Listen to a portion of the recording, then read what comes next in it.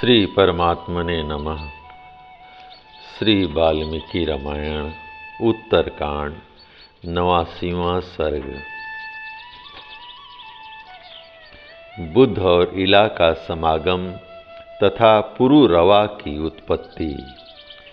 किम पुरुष जाति की उत्पत्ति का यह प्रसंग सुनकर लक्ष्मण और भरत दोनों ने महाराज श्री राम से कहा, यह तो बड़े आश्चर्य की बात है। तदंतर महायशस्वी धर्मात्मा श्री राम ने प्रजापति कर्दम के पुत्र इल की इस कथा को फिर इस प्रकार कहना आरंभ किया। ये सब किन्नरियां पर्वत के किनारे चली गईं। यह देख मुनि श्रेष्ठ बुद्ध ने उस रूपवती स्त्री से हंसते हुए कहा, सुमुखी, मैं सोम देवता का परम प्रिय पुत्र हूँ। बरारोहे, मुझे अनुराग और स्नेह भरी दृष्टि से देखकर अपनाओ। स्वजनों से रहित उस सूने स्थान में बुद्ध की यह बात सुनकर इला उन परम सुंदर महातेजस्वी बुद्ध से बोली, सौम्य सोम कुमार, मैं अपनी इच्छा के अनुसार विचरने वाली स्वतंत्र हूँ, किंतु इस समय आपकी आज्ञा के अधीन हो रही हूँ। अतः मुझे उचित सेवा के लिए आदेश दीजिए और जैसी आपकी इच्छा हो वैसा कीजिए। इला का यह अद्भुत वचन सुनकर कामासक्त सोम पुत्र को बड़ा हर्ष हुआ। वे उसके साथ रमण करने लगे।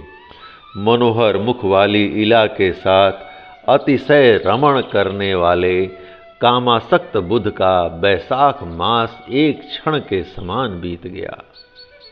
एक मास पूर्ण होने पर पूर्ण चंद्रमा के समान मनोहर मुख वाले प्रजापति पुत्र श्रीमान इल अपनी सैया पर जाग उठे।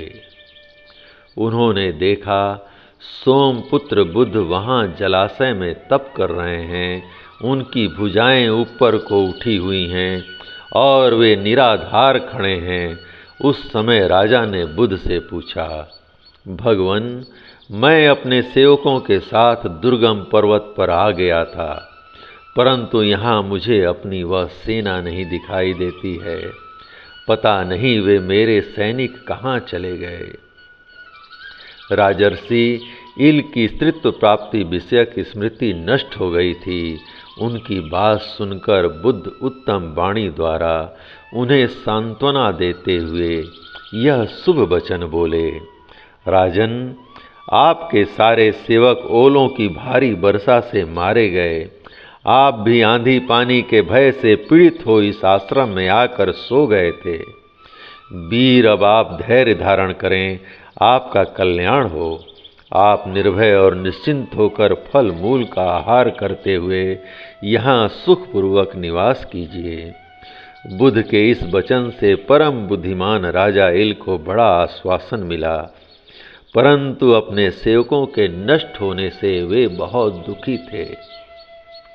इसलिए उनसे इस प्रकार बोले, ब्रह्मन, मैं सेवकों से रहित हो जाने पर भी राज्य का परित्याग नहीं करूँगा। अब क्षण भर भी मुझसे यहाँ नहीं रहा जाएगा, अतः मुझे जाने की आज्ञा दीजिए। ब्रह्मन, मेरे धर्मपरायण ज्येष्ठ पुत्र बड़े यशस्वी हैं। उनका नाम ससबिंदु है। जब मैं वहाँ जाकर उनका अभिषेक करूँगा तभी वे मेरा राज्य ग्रहण करेंगे।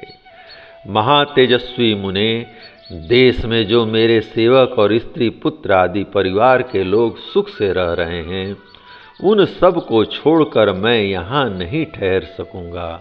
अतः मुझसे ऐसी कोई अशुभ बात आप न कहें जिससे स्वजनों से बिछुड़कर मुझे यहाँ दुखपूर्वक रहने के लिए विवश होना पड़े। राजेंद्र इल के ऐसा कहने पर बुद्ध ने उन्हें सांत्वना देते हुए अत्यंत अद्भुत बात कही, राजन, तुम प्रसन्नतापूर्वक यहाँ रहना स्वीकार करो। कर्दम के महाबली पुत्र तुम्हें संताप नहीं करना चाहिए। जब तुम 1 वर्ष तक यहाँ निवास कर लोगे तब मैं तुम्हारा हित साधन करूँगा।